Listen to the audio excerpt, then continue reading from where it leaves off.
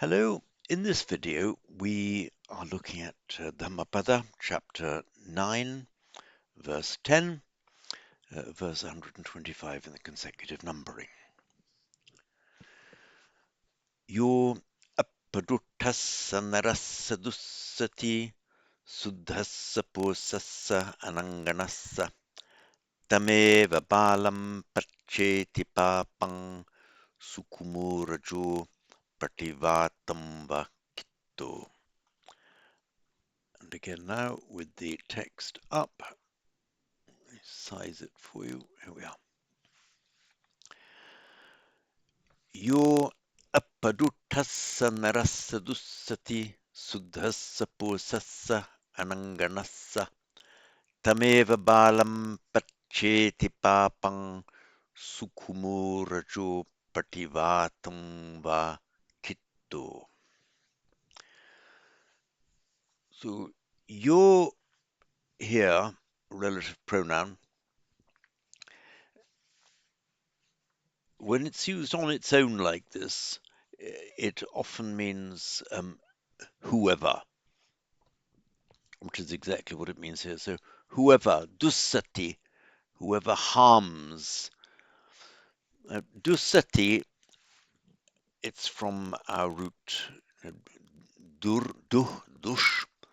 It's dushyati in Sanskrit, dussati in Pali, from the same root, of course, as as in duhka, durgati.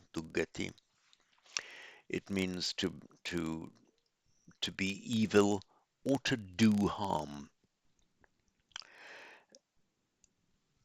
Normally, we would expect to see it taking the accusative, but here we see it taking the dative genitive. So I would have expected to see here your appaduttang naran dussati, but here it's just put in the dative genitive without any change of meaning. So dussati is the verb to cause harm. The past participial adjective, which is dushta in Sanskrit and dutta in Pali, means, and the same in Sanskrit and Pali, the meaning, it means either corrupted or bad or wrong, anything that is dush, from the Greek dys, and it also means something that causes harm. So it's a slightly unusual adjective here, in that it has the more passive sense or intransitive sense, gone wrong, also causing wrong, doing wrong. So the apaduttassa, literally the little wronging. On the face of it, it looks like somebody who does whoever harms one who does a little wrong or only a little wrong. That is the most common meaning of appa, Sanskrit alpa, meaning small or little. But we do occasionally find it used as a purely negating adjective, a bit like aduttassa, appaduttassa. So here, appa, alpa, means either a little bit, and then by extension, only a very tiny bit, or only an insignificant bit, or even not at all. So the fully negating force is what it appears to have here. So whoever harms the literally small degree harming, or the man who does only a little harm, at narasa, the man who is pure and without blame, suddhassa pusassa ananganassa. Pusassa is a little bit pleonastic here. It's just another word for man. It is the, if I don't know a note on it now, let me just call up the iPad for you. I'll pause.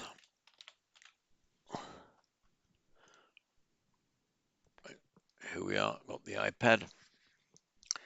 So in Sanskrit, Purusha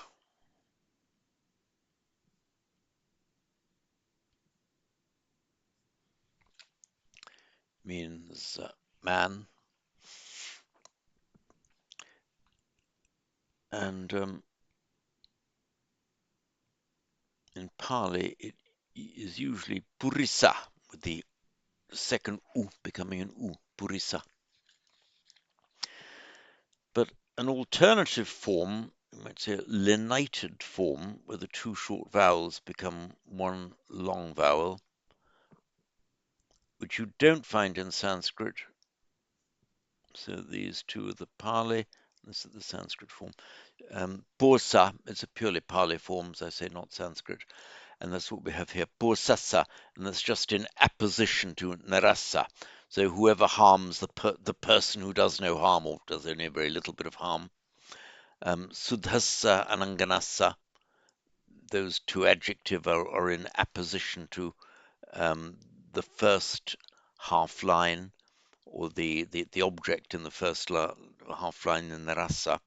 But then Pursasa, as I say, somewhat pleonastically inserted. So literally, whoever harms the one who does little harm, the pure and blameless man, also, as I say, the object of that verb, dussati. The Suddha, just meaning pure, and ananganasa, angana is a word meaning a fault or a blemish. Originally, it meant a mark, like I think originally it meant something like freckles or marks on the face, and by extension came to mean any kind of blemish, and then by further extension, a moral blemish. So anangana would mean without blemish, in the sense without moral blemish. How's it translated? Without blemish, yeah. It's translated. So tameva balam percheti papam. The papam here, as we know, it's often used to mean a sin that one does, or any evil that one does. It can also just mean evil generally, even the evil consequence, even a thoroughly justified evil consequence of one's evil act. So the papam here doesn't mean the sin or the wrongdoing we'll come back to. The papa here is the evil consequences of one's papa. You do papa and you get papa back. You don't get a sin back. You just get an evil result back, a result that you don't like.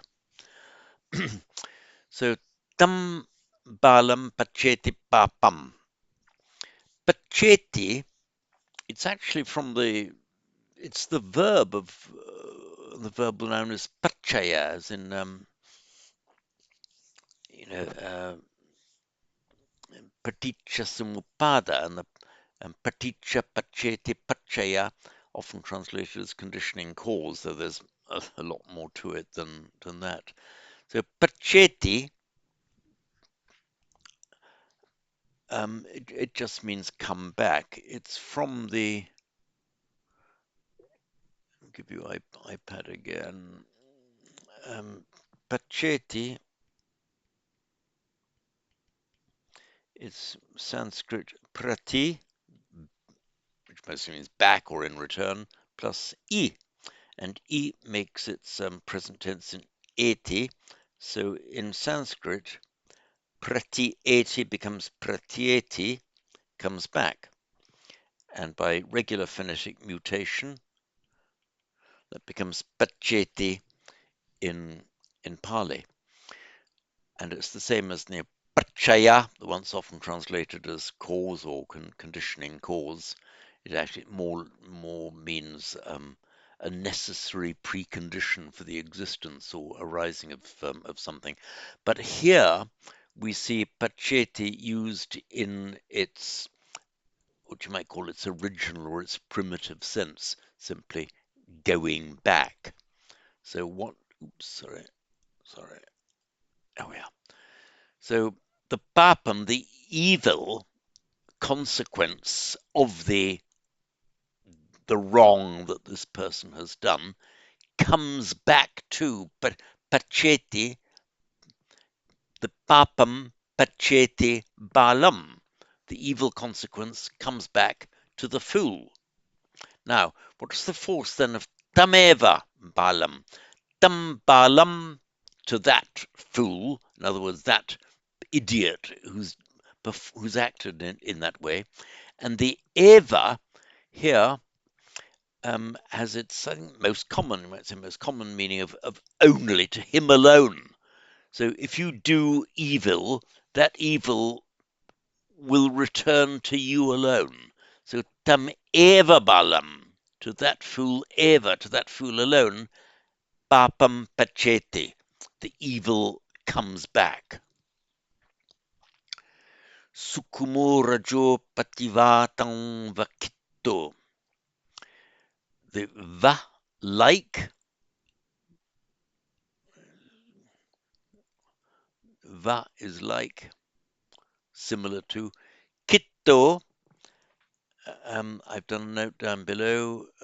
It's kitto, the root kship, Vedic root kship, past participle kshipta, and so Pali kitta, meaning thrown, which we see in vikshepa, Pali vikepa, throwing apart, meaning a mental distraction. But here it's used in its ordinary, straight, literal sense.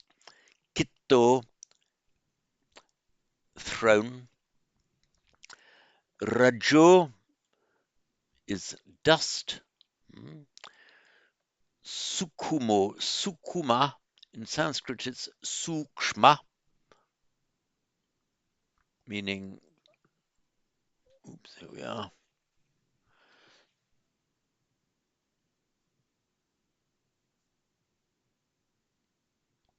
sukshma,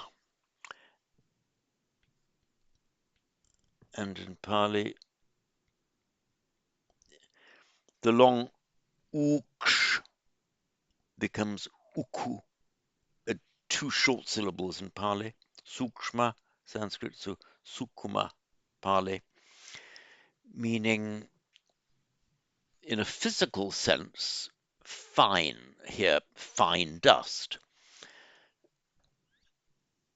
And we often find that word used in the Buddhist literature in both Sanskrit and Pali to mean fine in the sense of subtle, you know, subtle and gross, a subtle body, a gross body, subtle, and also in morality as well, kind of a subtle thinking, gross thinking.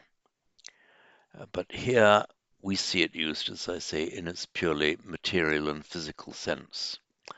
So the papam, the evil consequence, that is of the wrong that's done, but jete comes back tameva balam, to that fool alone, sukumu rajo pativatam kitto. So va, like, similar to, sukumo rajo, fine dust, pativatam kitto, kitto thrown, pativatam, against the wind, upwind. Patti here is used in the sense of against or contrary to. For instance, patisotam would mean against the stream. Patikulam would mean kind of literally against the banks, meaning upriver, going against the stream. Pativatam vata, meaning wind. Cognate, actually, the Latin ventus, as in ventilate, and our English word wind is from the root va. I've done a fuller note in the next verse on, have I, was it right? Yes, in perinibanti, when I've explained that word in the next verse, there's quite a bit more on va, the basic meaning of which is to blow. And nirvana literally means blowing out, as in blowing out a candle. But here again, we see it in its physical sense. So va, to blow, vata, that which is blown or that which blows, namely the wind. So pativatam, pativataha, or prativataha in Sanskrit, pativato, used as a noun, just means a contrary wind, a headwind, a wind that's going in the contrary direction to where you are going, or more typically a boat is going. Used here, it's used, put it into the accusative form, and you can make an adverb. So pativatam, just thrown against the wind. So treat that as being, you know, an accusative adverb. So that's put badly. Put a word, a noun or an adjective, more commonly an adjective, into the accusative, and you can make an adverb of it in that way. So like fine dust thrown against the wind. So I'll read that again. Yo appadutassa narassa dussati suddhassa posassa ananganassa tameva balam paccheti papang sukumurajo pattivatam vakitto. And once more. Yo appaduttassa narassa dussati suddhassa posassa ananganassa tameva balam paccheti papang sukumurajo pativatangwa kitto. And that's all on this video.